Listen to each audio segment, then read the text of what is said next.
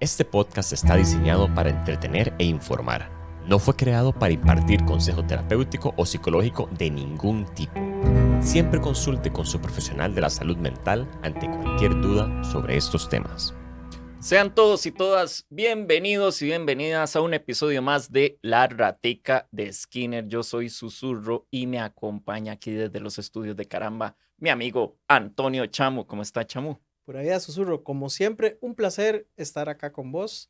Hoy tenemos, como siempre, un episodio muy especial, pero antes de iniciar vamos a saludar a nuestro querido colaborador, amigo y experto en karate, el buen Fedelán, en controles. ¿Sabe dónde vive Jackie Chan? ¿Dónde? Ah, mae, no, y comediante, mae, también. Qué bien, vamos a dar un espacio ahí en el muro para que vaya a hacer su noche de comedia. Qué excelente, Fede. Chamu, ese chiste, Fede lo tuvo que haber guardado en algún lugar de su memoria y hoy vamos a hablar de eso. Hoy vamos a hablar específicamente de la memoria fotográfica, ¿verdad? Que es una de esas grandes cosas que mucha gente habla y que aparece en la cultura popular en todo momento, ¿verdad? Pero antes hagamos como una pequeña introducción. Sí, es que a ver, se habla de los recuerdos que nos gusta recordar, pero no nos queda claro dónde se almacenan esos recuerdos. La psicología por lo menos no lo tiene tan claro, ¿verdad? Pero a mí en el colegio me enseñaron que los recuerdos no se almacenaban como en las neuronas, en el cerebro, las conexiones, una carajada así. Claro, tienes toda la razón.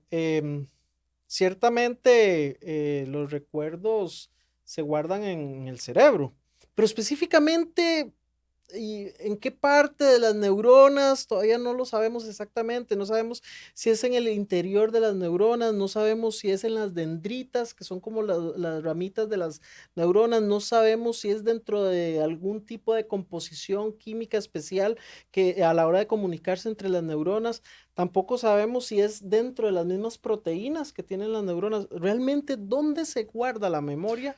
Es aún uno de los grandes misterios de la psicología. Sabes que llama mucho la atención el cómo ponemos a veces límites a esos recuerdos o cómo sustituimos ciertas cosas en los mismos recuerdos, ¿verdad? Eso no queda claro tampoco. ¿Por qué recordamos hasta aquí y no más allá? Sí, ¿Verdad? ese es otro de los grandes misterios de la psicología. No sabemos si cómo diferencia la mente entre un recuerdo de hace un minuto a hace 50 años. No, todavía no es claro cuál es el mecanismo que hace el cerebro para acceder y separar temporalmente un recuerdo del otro. No tenemos tampoco claro la cantidad de recuerdos que podemos albergar. Es decir, como cuántos gigas tenemos en nuestra memoria, no lo tenemos tampoco claro aún, ¿verdad? Decía Aún, Homero Simpson que cada vez que él aprendía algo nuevo, algo viejo se lo olvidaba. por cómico que parezca, ¿verdad? Hasta la fecha nadie ha llegado a ese límite. Ningún ser humano ha llegado a ese límite y ningún científico ha investigado hasta cómo llegar a ese límite. Por lo tanto, o sea, podría pasar. Hemos construido nuestra sociedad en torno a la memoria. Eso Ajá, lo vemos sobre todo en los exámenes que hacemos, ¿verdad? Por lo general son de memoria. Y claro, podríamos decir que la sociedad humana le rinde un culto a la memoria. Todo está relacionado con la memoria, la historia, el conocimiento, la ciencia, los trabajos, todo está relacionado y vinculado a la memoria. Entonces, saber cómo funciona la memoria de una u otra forma es una de las grandes prioridades que tenemos tanto los psicólogos como los científicos que van a investigar sobre esto. Va a poner filosófico, muchachos, y voy a citar al escritor Borges, quien decía: ¿qué es lo que yo recuerdo? ¿El recuerdo original o la última vez que recordé lo que recordaba? así es, Fede. Qué bueno, Fede. Pasando de Homero Simpson a Borges, ¿verdad? Me encanta ese buen gusto de Fede. Él es un hombre culto. Un hombre culto, un hombre culto. Sí, la memoria es muy importante desde un punto de vista evolutivo. ¿Por qué es importante? Porque pues nos ayuda a recordar los lugares donde hay, por ejemplo, agua. Nos ayuda a recordar los lugares de migración de los animales que vamos a cazar para poder comer. Nos ayuda a entender lo que pasó en el ayer para no cometer esos mismos errores en el futuro. Bueno, a veces, ¿verdad, chamo? Porque a veces uno tropieza con la misma piedra, por más que se acuerde, ¿verdad? Pero por lo menos tenemos un pasado que nos sirve de antecedente para muchas cosas. Teorías, Hay hay un un montón montón que de explican teorías. esto de la mente y la memoria, su relación y su importancia.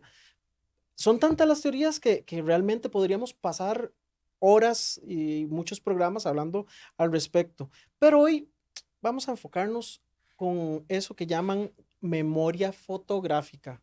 Hay muchos personajes de series de televisión y películas que tienen memoria fotográfica. Es muy difícil encontrar eso en la vida real.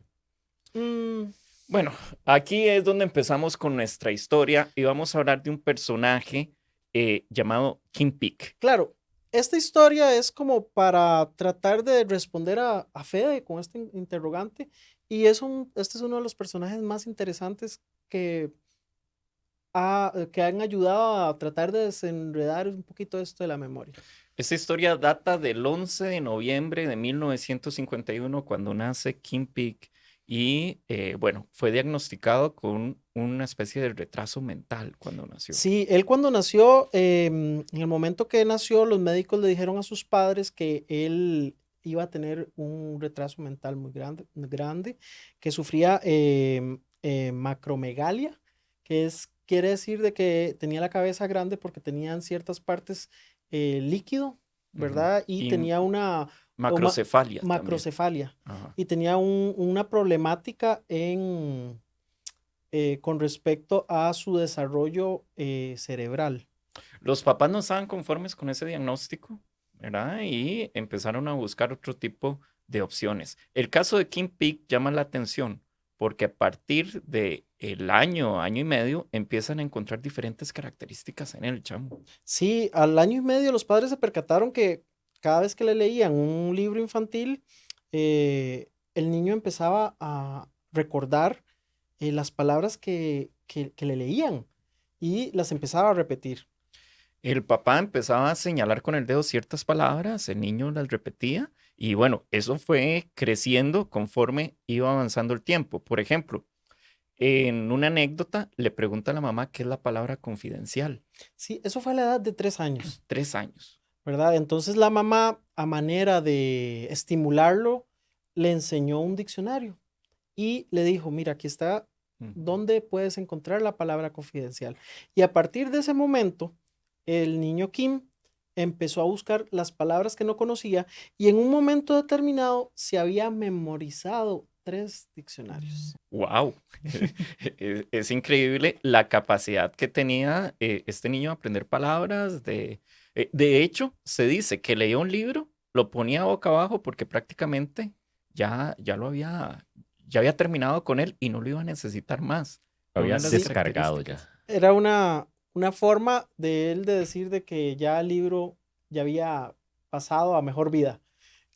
Lo leía, lo ponía boca abajo y continuaba con otro. Ojo este dato, a los 8 años ya prácticamente había leído los libros, por así decirlo, de secundaria y ya lo tenía en su memoria Sí, a prácticamente. la edad de 8 años, como vos lo estás diciendo, él no solo ya conocía todos los libros de su edad, sino ya que a través de solo responder exámenes, él había ya terminado la secundaria. Él era capaz de leer 12.000 palabras por minuto. Sí, su capacidad de lectura era y es una de las más rápidas que ha registrado la historia. Esto lo hacía porque cada ojo miraba una página al mismo tiempo. Era como yo estaba, cuando leía eso, era como una especie de camaleón, ¿verdad? Me lo imagino Ajá. como de esa manera, que un ojo está activo y el otro también, y está recibiendo información, absorbiendo. Impresionante. Sí, de hecho, hay videos de él leyendo y como vos bien lo estás mencionando, sus ojos parecían como un camaleón. Un Ujú. ojo se movía de una forma y el otro de otra mientras leían al mismo tiempo. Kim fue a la biblioteca de Salt Lake City, donde él residía, y se leyó la gran mayoría de libros de ahí. Llegó a leerse hasta la edad adulta 12.000 libros. 12.000 libros. Es la cantidad de libros que él llegó a leerse y todos y cada uno de esos libros, hasta un 98%, según lo que se estimó, él lo recordaba palabra por palabra y podía citar una frase de algún libro con el número de página. No, era todo un talento, por decirlo así, porque se aprendió 10.000 calendarios.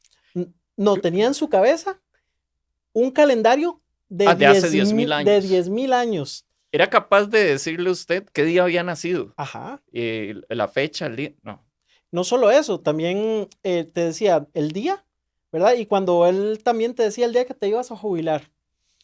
Entonces tenía esta capacidad en su memoria de tener este calendario y podía hacer todo este tipo de cuestiones a la hora de que la gente interactuaba con él. Recordaba sucesos históricos con una precisión académica. Desde joven vivía cautivado por los números, entonces él tomaba, en el pasado existían unas cosas, ¿verdad? Para los que son generación Z, unas cosas que se llamaban guías telefónicas, donde venía el nombre de la persona con el número de teléfono. Y él agarraba los números de teléfono y empezaba a sumarlos, ¿verdad? A manera de juego. Y él sumaba los números y daba los resultados con respecto a lo que hacía. Igual con los carros que iban pasando. Él sumaba las placas de los carros para divertirse. Chamo, eso de la jubilación me hace un poco de gracia porque era hasta más preciso que el EDUS hoy en día, tal vez. Eso iba a decir, el EDUS, para quienes no sepan, es el expediente digital de la Caja del Seguro Social en Costa Rica. Ajá. Entonces, yo hace un rato que estaban hablando de eso iba a molestar, que él era más preciso para dar las citas de la caja, digamos.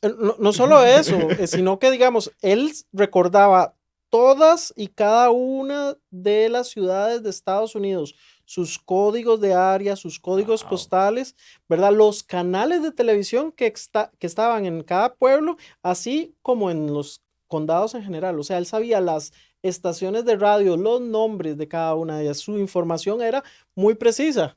Entonces, bueno, si hubiera sido para el EDUS, no, y en Quién quiere ser millonario, yo creo que hubiera podido arrasar. Que había arrasado, ¿verdad?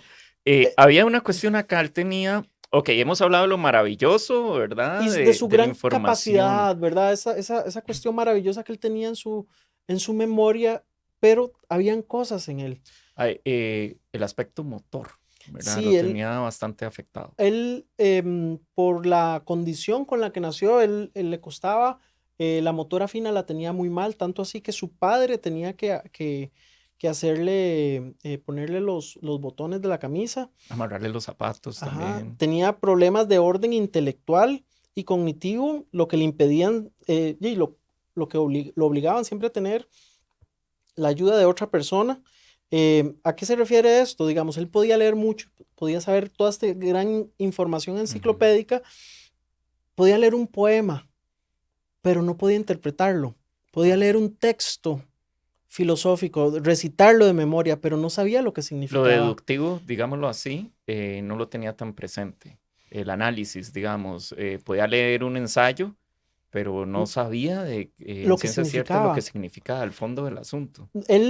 La parte de comprensión, él carecía mucho, le costaba y en muchos casos no entendía lo que estaba leyendo propiamente o lo que estaba repitiendo propiamente.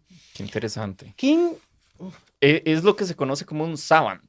Un savant, sí. Un savant o un sabio, que es una afección extraña. Es una afección muy rara, ocurre con ciertas personas con discapacidades mentales significativas, pero que a la vez muestran ciertas habilidades increíbles. Usualmente tiene que ver con la memoria, con esta cuestión de la memorización de datos extraordinarios. También. Hipercalculia, que significa que pueden calcular grandes cantidades de números hasta tamaños gigantescos. Tienen usualmente grandes capacidades para recordar mapas, tocar música, pero como en el caso de Kim, su comprensión sobre lo que ellos albergan en su memoria no necesariamente lo comprenden, no entienden la sutileza de un poema, no entienden el mensaje de un ensayo, no entienden este tipo de cosas. Por ahí de 1969, él impresiona al mundo porque era capaz de calcular cualquier cosa, tanto así que su trabajo era llevar las finanzas de una empresa, la contaduría, y lo hacía de forma excelente Claro, con memoria. claro, exactamente. Él estaba en un lugar para personas discapacitadas porque a pesar de su gran capacidad de recordar cosas, él no tenía capacidad intelectual adecuada. Entonces él estaba en un lugar para personas discapacitadas, pero él llevaba la contabilidad a pura Cabeza. cabeza. O sea, no Qué solo poder interesante. trabajar en la caja, sino la factura electrónica. O sea, Sí, ese yo muchacho creo que tiene brete en Costa Rica. sí manejaría las finanzas de la caja también. Me gustaría que alguien así manejando una institución del Estado, qué bonito sería. Vamos a hacer, Entre las cosas, disculpa, Chamo, que también él sabía, era el tema de la Biblia, el tema de ajá, religiones, lo que era la historia de los mormones, ajá, del cristianismo. ajá. Eh, Sí, le podías poner un pequeño pedazo de una composición musical y él te decía quién la compuso, en qué año, cuánto vivió el compositor, de qué murió y hasta te podías hablar un poco de la vida del compositor. Esa era su gran capacidad de memoria. Sí, vengo con otro dato curioso. Ya saben que en 1988 salió la película Rain Man y que el personaje principal de la película se inspiró en Kim. Y no solo eso, la película ganó 4 premios Oscar. Claro, desde la repercusión, desde que salió la película, la repercusión que generó esto en la vida de Kim fue positiva, porque eso hizo que él se pudiera interrelacionar con otras personas que empezaron a raíz de la película a interesarse en el caso de Kim. Se llegó a decir de que él, entre las diferentes reuniones y diferentes eventos, llegó a conocer hasta 2 millones de 2 personas. millones de personas. De hecho, el papá dice que después de la película, como vos mencionabas, eso le benefició mucho en su autoestima, porque era una persona que, si bien tenía mucha información, socialmente era muy aislada. Y le costaba entablar conversaciones, pero fue gracias a toda esta situación que él empezó a tratar de desenvolverse un poco más y empezó a interactuar con las personas de una forma más amena. Claro que el caso era impresionante y en el 2004 Ajá, entra la NASA. Y la entra la NASA NASA. dijo, voy a examinar el cerebro de Kim porque esto es sencillamente otro nivel. La NASA se interesó por Kim por varios motivos. El primero, porque el caso de él es extraordinario realmente. Y también se querían tratar de ver si se podía replicar de alguna u otra forma en otras personas a través de técnicas o a través de algún otro método en el futuro. Entonces empezaron a hacerle una serie de estudios mediante tomografía y resonancia magnética para detectar cómo funcionaba su cerebro. Lo que encontró la NASA es que Kim no tenía cuerpo calloso en el cerebro. Ok, a mí esos temas de la funcionalidad del cerebro me parecen geniales, pero sería bueno para nuestra audiencia definir qué es el cuerpo calloso. Así que de yo mismo lo voy a hacer. El cuerpo calloso es una estructura del cerebro que conecta ambos hemisferios cerebrales y que permite una transmisión de datos entre ellos. Pero Kim no la tenía, por lo que su cerebro puede decirse que era una sola pieza. Gracias, Fede, por el dato de la ratica de esta vez. Se especula que el carácter del cuerpo calloso, o sea, sus neuronas fueron creando un tejido sin freno. O sea, que fusionó el cerebro uniéndose entre sí y formando una masa compacta de conexiones capaz de retener hasta el 98% de todo lo que él veía y oía. Entonces, Kim tenía memoria fotográfica. Bueno, existen 3 tipos, por decirlo así, de supermemorias teóricas, querido Fede. Y digo teóricas porque no hay pruebas contundentes de que existan en personas normotípicas. Normotípico significa que es una persona normal, ¿verdad? O sea, como yo, pero sin mis profesiones. Exacto. Es correcto, es correcto. Tal vez, Chamo, para explicar este proceso de la memoria, es muy importante tener presente que existe, por así decirlo, 3 pasos. Llamémosle 3 estadios tres de estadios. cómo la memoria guarda un Sí. recuerdo.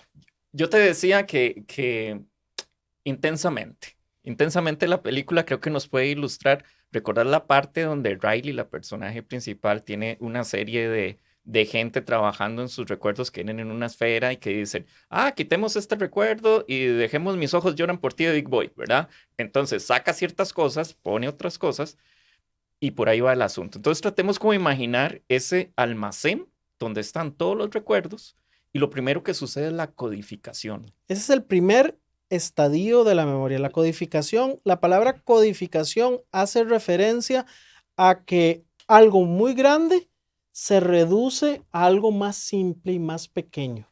Y después pasa al almacenamiento. Ajá. Ya es donde lo voy a ordenar y lo voy a poner en ese stand. Y como dijimos anteriormente, la parte del almacenamiento es uno de los grandes misterios de la psicología, porque no sabemos exactamente en qué parte del cerebro está ese estante. Está ese lugar donde se guarda una memoria, Ajá. ¿verdad? Porque sabemos que están en las neuronas, pero en qué parte exactamente todavía seguimos ahí. Hay muchas teorías y hay muchos científicos investigando y este asunto de la memoria tiene más de 50 años que se viene investigando de forma seria, concisa, precisa, con todo tipo de cuestiones y aún no hemos encontrado exactamente. Se cree ciertos lugares de las neuronas, pero todavía no estamos completamente seguros. Entonces se codifica, se almacena, no sabemos dónde, pero se almacena y después viene la parte de recuperación, que es recobrar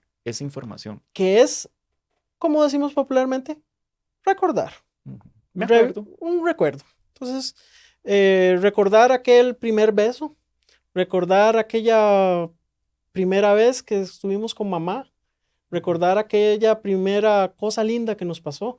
Eso, ¿cómo viene a nosotros? Es el último paso de cómo funciona la memoria. Ahora sí, ya que entendemos esto, vamos a hablar de los 3 tipos teóricos de supermemorias. Son supermemorias y esto tiene que quedar muy claro. Y son, como hemos dicho, son teóricos por el momento. Y ahorita vamos a explicar por qué son teóricas. La primera es la memoria fotográfica. Y ya por el nombre estamos mal. Pues la mente y el cerebro no trabajan como una cámara fotográfica. Alude a la capacidad de algunas personas para recordar durante muchísimo tiempo recuerdos detallados de evento, información e imágenes con un detalle extraordinario como si fueran fotografías en su mente, donde recuerdan cosas tan detalladas como el número de flores en un jardín. Qué interesante. El número de hojas de un árbol. Recuerdan cosas tan difíciles como el número de granos de arroz en una jarra cuando tenía 2 años. Sí, aquí, chamo, hay que hacer un paréntesis porque he escuchado en el popular que dicen, es que yo tengo memoria fotográfica. Y mucha gente pasa diciendo, es que mi memoria es fotográfica. Lamento decirles, bueno, puede haber una posibilidad muy baja de que tengan memoria fotográfica, eso sí, ahorita vamos a ver números, pero la memoria fotográfica va en esta categoría. De verdad es una cosa muy detallada. Y hay un detalle más con respecto a la memoria fotográfica dentro de estas memorias teóricas, y es que es involuntaria. ¿Qué quiere decir? Que usted recuerda como una cámara de video toda su vida. Prácticamente hagamos este ejercicio, el recorrido que hacemos en un día en particular. Prácticamente alguien con memoria fotográfica se va a acordar de absolutamente todo lo que vio en ese camino y el resto del día y el resto de su historia. Y no solo va a ver eso, sino que se va a recordar los huecos de la calle, el número de hojas en un árbol, todo eso, porque como una imagen va a estar ahí y él fácilmente su mente puede acceder a eso. Por eso hay que tener cuidado de decir tengo memoria fotográfica porque como vemos va mucho más allá de lo que el popular cree, ¿verdad? O lo que a veces en una mesa con amigos dejamos decir y no es así. Claro. La segunda memoria, supermemoria, es la memoria eidética. Eidética significa forma en griego y es muy parecida en definición a la memoria fotográfica porque la persona recuerda en gran detalle cuestiones como, no sé, si quisiera recordar un árbol, podría recordar no solo el árbol per se, sino todos los detalles del árbol, el número de hojas del árbol y el número de hormigas que caminaban en el árbol, con solo un momento verlo. Pero La diferencia entre la idética y la memoria fotográfica es que la idética usted tiene que, de forma voluntaria, desear aprender, recordar eso, ¿verdad? Es como cuando estudiamos. O sea, si vos no deseas estudiar algo, nada más lo lees y al ratito se te olvida, pero si tenés que aprenderlo de forma voluntaria, tenés que activar todos los mecanismos para poderlo recordar. La diferencia entonces sería que una es involuntaria y otra es más voluntaria y más de interés, por así decirlo. Quiero recordar a Chamo en este instante, la cantidad de cabellos que tiene en su cabeza, los lentes que andaba, etcétera, pero puedo ver para allá y no quiero guardar esa información, ¿verdad? Entonces sí hay una escogencia aquí. Podríamos verlo desde un punto de vista de una cita romántica. Una persona con memoria fotográfica ve a su pareja y no solo recuerda la ropa, los aretes, los puntos de pecas que tenía la pareja, sino también recuerda la música de fondo y recuerda los sonidos, exacto, del restaurante, recuerda los olores, recuerda la textura del menú. Una persona con la memoria idética solo recuerda lo que quiere recordar y en ese caso tal vez era la pareja nada más. Todo lo demás no lo recuerda. No lo recuerda. Lo omite. O hay gente que no recuerda nada y eso le trae problemas, ¿verdad? Cuando le preguntan también, pero bueno. Y después viene la hipermnesia. La hipermnesia. Estas personas pueden recordar cada uno de los días de su propia vida y todo lo referente a acontecimientos de su propia vida. Es una persona con una memoria extraordinaria y detallada para los detalles, pero de su propia vida. Puede recordar el día, la hora, el mes, el año, los eventos de su vida, el clima de un día determinado que se le pregunte. Puede recordar lo que comió, la textura de lo que comió, pero solo de eventos de su propia vida que le acontecieron a él. Acá también vamos a aclarar algo. Cuando nosotros recordamos muy parecido a esto, muy cercano. Pero no en la cantidad de detalle que se habla aquí, ¿verdad? Esta memoria puede ser que la persona, por ejemplo, se haya leído un libro, ¿verdad? Se va a recordar el libro, los detalles del libro completamente, pero no necesariamente se puede recordar cuántas palabras tenía en una página. No va a recordar detalles muy específicos como qué textura tenía el libro, a qué olía el libro, eso no lo va a recordar, pero sí recuerda muy bien todo lo que aconteció a la hora que leía el libro, porque ocurrió en su vida. Por eso son supermemorias. Ahora bien, como dijimos, estos tres tipos eran teóricos. Son teóricas. Son teóricos. ¿Verdad? Y primero recordemos los procesos de la memoria que ahorita los explicamos, que son codificar, almacenar y recuperar. En el momento que se codifica, es decir, que toda la información de los sentidos pasan a reducirse para ser recordada, esto se vuelve una interpretación codificada, ¿verdad? Y la interpretación codificada no es una fotografía, es una representación de lo que pasó, una representación de una imagen. Es una imagen distorsionada de lo que se vio, porque se ha codificado.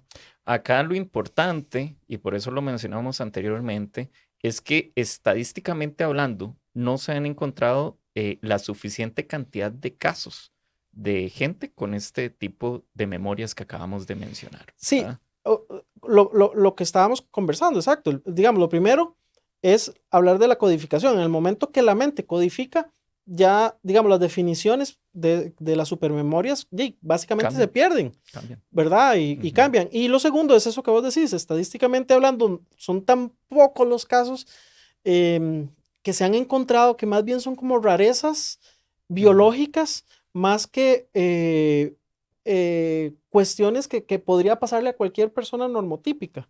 Entonces, a la hora de estudiar este tipo de casos hay problemas científicos porque la cantidad es muy poca. Y el caso de Kim, ¿qué tipo de memoria tenía? O sea, ya sabemos que no existe la memoria fotográfica. Entonces, ¿qué era él?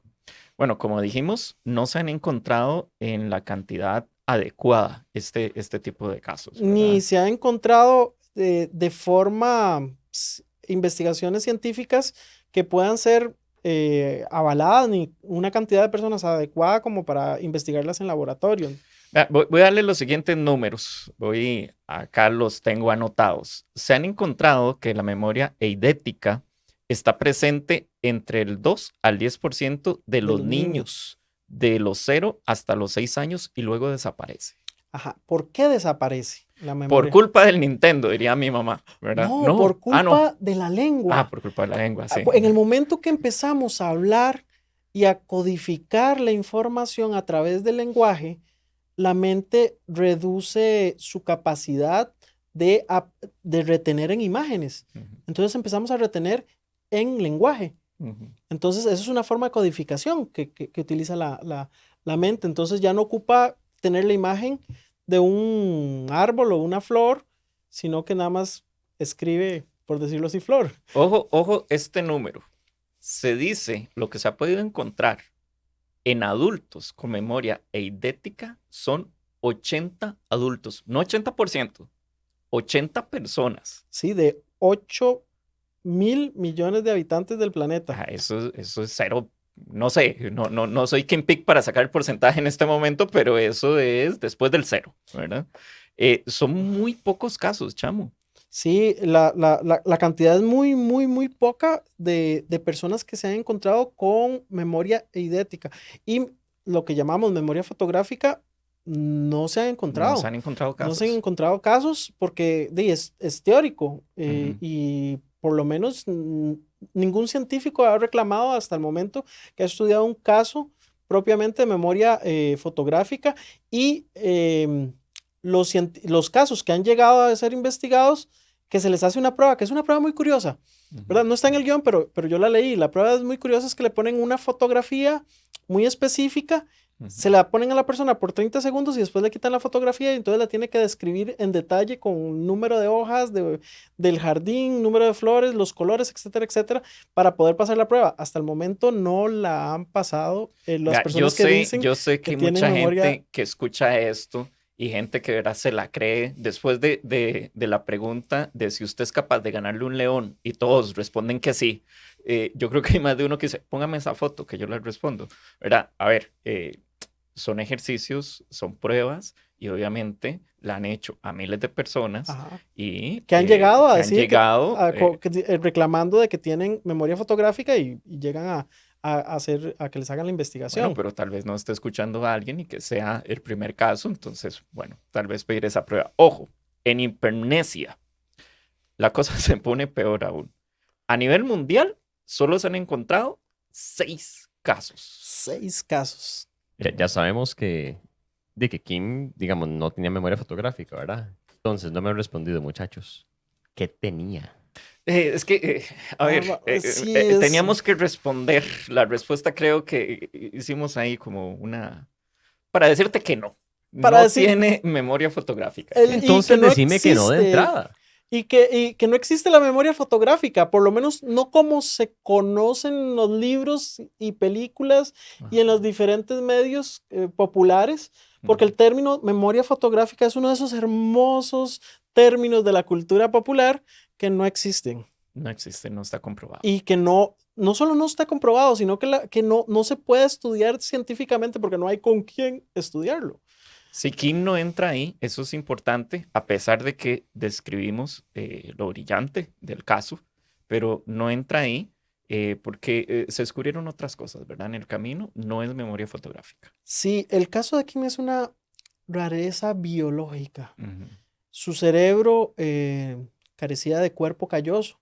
Su cerebro, las estructuras cerebrales, algunas de ellas estaban fusionadas y por eso su cerebro podía albergar esta cantidad de información de forma asombrosa, pero eso no es no se puede replicar porque eso fue ese tipo de condición que él tenía es genético y es una mutación para peores. Entonces el caso de él es único, pero sí sabemos que no tenía memoria fotográfica, su cerebro tenía una capacidad de codificación impresionante que albergaba esta cantidad de información de forma extraordinaria. La gente puede decir, pero es lo más cercano a memoria fotográfica que conocemos. Bueno, tal vez, pero ya explicamos las razones por las que no entraba en esa categoría. Y también su memoria era extraordinaria, era increíble, pero él era una excepción gigantesca al funcionamiento de la mente del y cerebro. del cerebro normotípico. Sí. Entonces, ahí está la respuesta. Si tenía memoria fotográfica, no, pero su cerebro era realmente extraordinario porque era diferente. Y al final, ¿qué pasó con Kim? Bueno, él fallece un 19 de noviembre del 2009, murió de un infarto al corazón. Su padre dijo que mientras esa mañana, antes de morir, él estaba leyendo las cartas de muchísimas personas que le escribían admirando su capacidad de recordar cosas. Bueno, y se fue recordando. Qué interesante. Él sí se fue recordando absolutamente todo. Esto fue un episodio más de La Ratica de Skinner. Que no se me olvide a mí decir que nos sigan en redes sociales, nos sigan en YouTube, nos sigan también en Spotify, en Instagram y sobre todo seguir a Caramba, en caramba.cr, que siempre nos recibe y nos dio café. Ya se me enfrió, pero ya voy a ir por más. Muchas gracias, muchachos. Nos vemos en la próxima. Hasta luego y muchas gracias por oírnos.